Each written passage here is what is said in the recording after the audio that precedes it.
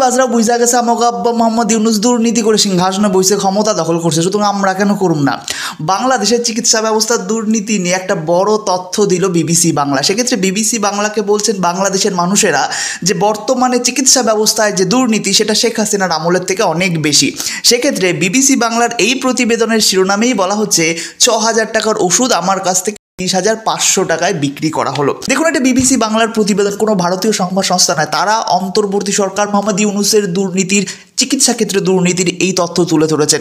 কিছুদিন আগে উপদেষ্টা বলছিলেন না বাংলাদেশের চিকিৎসা ক্ষেত্রে অনেক টাকা ব্যয় করা হলো, চিকিৎসা এখন খুব উন্নতি হবে, কিন্তু এই হচ্ছে উন্নতির প্রমাণ। সেখানে যিনি ভুক্তভোগী তিনি বলছেন ব্যাপারটা বুঝতে পারার পর আমার হাত পা কাঁপছিল। কি হয়েছে? কুমিল্লার বগুড়া উপজেলার জলগাঁও গ্রামের বাসিন্দা মিজবিথির মা হাড়ক্ষয় সংক্রান্ত রোগে ভুগছিলেন এবং তার জন্য তিনি হাসপাতালের এক চিকিৎসকের পরামর্শ নেন, একটা বেসরকারি হাসপাতাল। সেখানে গিয়ে তিনি তাকে দেখান এবং সেই চিকিৎসক তাকে 1 লাস্টা নামে এক ইনজেকশন দেওয়ার পরামর্শ দেন। এই ইনজেকশনটা মূলত হাড়ক্ষয় সংক্রান্ত রোগের ক্ষেত্রে ব্যবহার করা। তিনি বলছেন ঠিক আছে আমি দেব।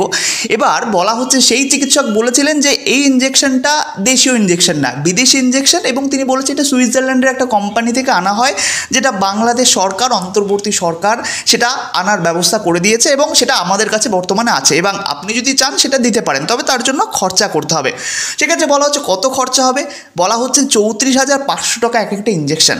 তো ঠিক আছে বলা হচ্ছে, তিনি বলছেন যে ঠিক আছে দেওয়া হবে। এবার সমস্ত বিষয় ঠিক হলে এবার ডাক্তার ইনজেকশনটা পুশ করলেন রোগীর দেহে। এবার ইনজেকশনের একটা ছবি তুলতে চাইলেন মিজবিথি। তিনি বললেন যে ইনজেকশনের শিশির ছবিটা আমাকে দিন, আমি আমার ভাইকে পাঠাবো।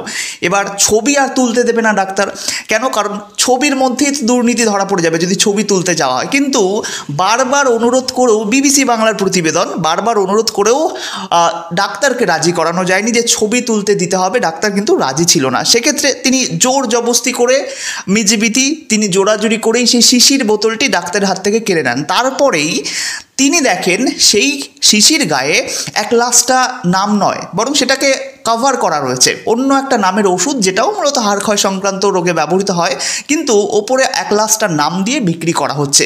দুর্নীতি একটা বড় প্রমাণ বিবিসি বাংলা, যুক্তরাজ্যের সংবাদ সংস্থা বিবিসি বাংলা দিচ্ছে। এক্ষেত্রে বলা হচ্ছে ওষুধটা দেশীয় কোনো কোম্পানি তৈরি করেছে, জোরের দাম ৬,০০০ টাকা এবং কম্পোজিশনের বিষয়েও কোনো তথ্য সেখানে দেওয়া নেই। তিনি বলছেন, যিনি ভুক্তভোগী তিনি বলছেন ৬,০০০ টাকার ওষুধ উনি আমার কাছ থেকে ৩৪,৫০০ টাকায় বিক্রি করেছে। হাসপাতালের মানুষই যদি এমন কাজ করে তাহলে আমরা কোথায় যাব? তিনি ক্ষোভ প্রকাশ করে বললেন অন্তর্বর্তী সরকারের আমলে ব্যাপারটা দুর্নীতিবাজরাও এখন বুঝে গেছে যে আমাদের আটকানোর কেউ নেই। কারণ শেখ হাসিনা, আপনাদের জানিয়ে দিই, শেখ হাসিনা এর বিরুদ্ধে কিন্তু কঠোর ব্যবস্থা নিয়েছিলেন। তিনি নকল, ভেজাল, নিম্নমানের ওষুধের রেজিস্ট্রেশন কিন্তু বাতিল করে দিয়েছিলেন, ক্যান্সেল করে দিয়েছিলেন। এর সাথে বড় কথা, শেখ হাসিনার আমলে বাংলাদেশের দেশীয় ওষুধপত্রগুলো দেশীয় চাহিদা মিটিয়ে দেশের বাইরেও রপ্তানি করা হতো।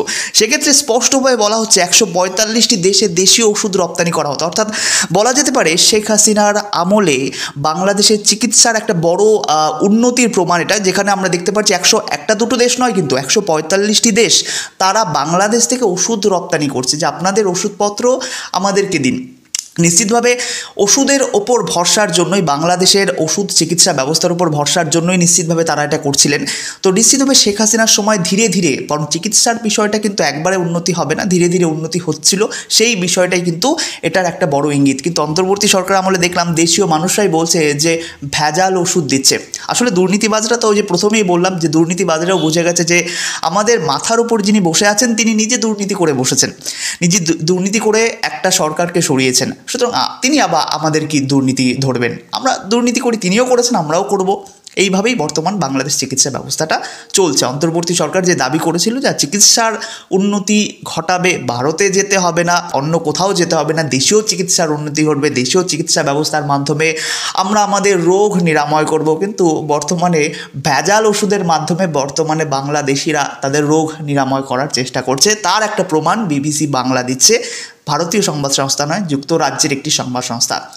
আজকের প্রতিবেদন এই পর্যন্ত। এই বিষয়ে আপনাদের মন্তব্য, আপনাদের মতামত অবশ্যই কমেন্ট করে জানাবেন। দেখা হচ্ছে বন্ধু পরবর্তী প্রতিবেদনের সাথে। ধন্যবাদ এই ভিডিওটি দেখার জন্য।